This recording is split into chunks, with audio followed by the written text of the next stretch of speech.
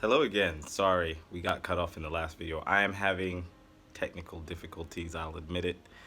There is a price to pay from not doing any editing and kind of doing these things off the cuff. So I thank you for bearing with me. And like I said, we'll get back into this. The topic today was loneliness. And this is part two of a two-part series. So the part one, if you haven't watched that, feel free to pop back and watch that one. I'm wearing a black t-shirt in that one. So as you can see, we've changed the t-shirt, not everyday black t-shirt. But yeah, as before I was so rudely cut off, which happened earlier this week in one of the other blogs. I think on the shortness blog. Yeah, which was kind of funny. The shortness blog that was short. Ha. Um, I think it's the storage on this device that's doing that. But we will address the technical issues and make sure that going forward we are putting out content that is uninterrupted and flowing. So, like I said, as regard loneliness, I was on a tangent. I think I was going in a good direction there. Um, yeah, loneliness, negativity. That's where we were. So negativity. Once you're in a negative frame of mind, it it is again path of least resistance. It's just easy to keep sliding down into it. So you literally have to force your way out of that mindset. And these things are easier said than done. I mean, to say to somebody, "Oh, this negative mindset you have is unhealthy," they often know that, especially if they suffer from depression. So if you have mental health issues, I appreciate that. Coming out of a cycle of depression is something you would love to do, but maybe without therapy or medication is not something you can do at present. So I hear you in that regard. Ways that you can tackle your frame of mind as regards your loneliness or your feeling of isolation within the world. I saw something on an old episode of Oprah. I like to watch old episodes of the Oprah Winfrey Show, and she was speaking to somebody as regards a gratitude journal, and literally what this person suggested that you do, which I'm going to try and start implementing, is at least each day. Like, you don't have to write a big journal entry. You just, on a piece of paper, write down the date and write down maybe one or two things that you were thankful for that day. Like yesterday, I got stranded and two of my friends came to my aid. Although we had a lot of other things to do, we were at work at the time, and they helped me with my vehicle. They checked to make sure I got home. Like, and I'm the oldest one out of the group of friends, and these guys care for me like I'm anyway. The love there is like I went home and I wrote down I am really thankful for the friends that I have, because sometimes I'll go through things and I'll think about friendships that have ended, and you get into that loss cycle in your mind. You're always thinking about your life at a deficit, like, oh, I've lost this, I've lost that, I've lost this, I've lost that, and you don't think about the things that you have because you stop looking at them as gains. But as long as you have them, they are continual gains. It's like all the good things in your life you have to look at as like money in a bank account, and even if you're not using that money, it's still there, it's still yours. You could complain about the money that you don't have, but if it's not coming back, or there's no chance you'll ever see it again, there's really not much point to cry over it in that sense or lament its loss. You should look at what you still have, and it's the whole glass half full, half empty argument.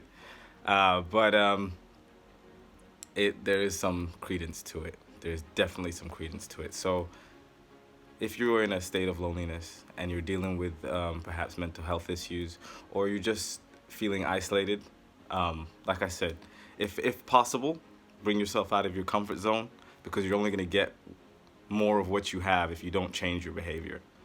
That's a big point. I'll say it again. You're only going to get more of what you already have unless you change your behavior, because that behavior that you have right now is what's getting you what you got. And that little flash was not technical. There's a lightning storm going on outside. Pretty crazy. You might hear some thunder in a bit, but we'll see.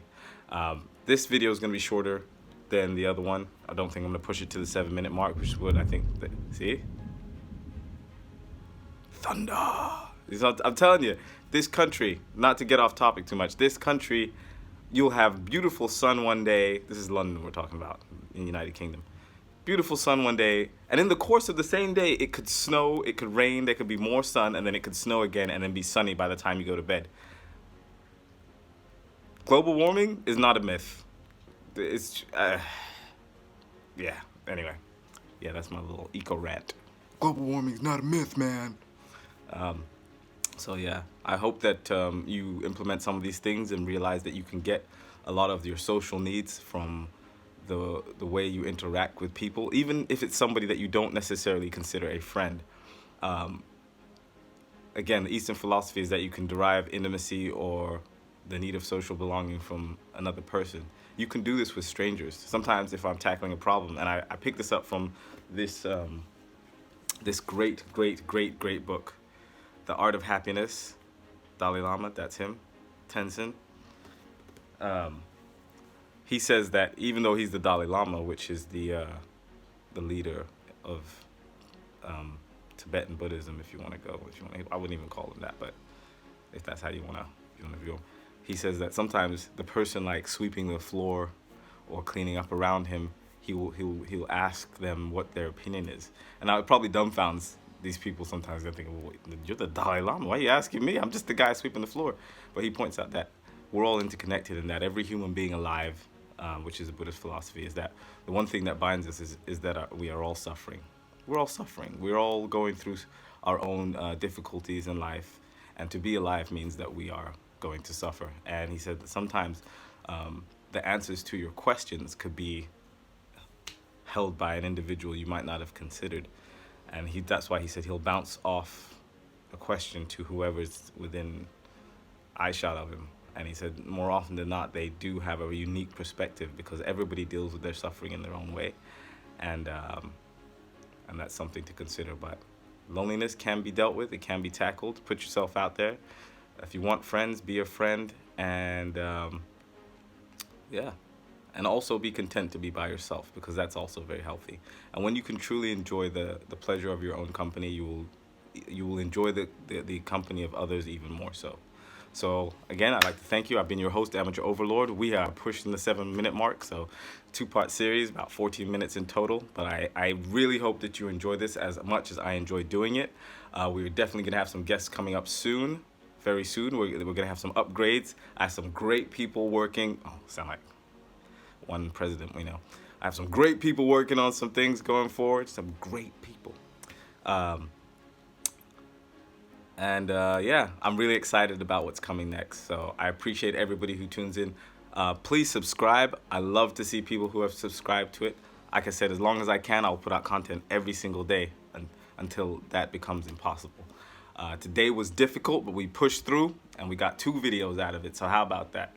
So yeah, have a great day. Take care. Bye-bye.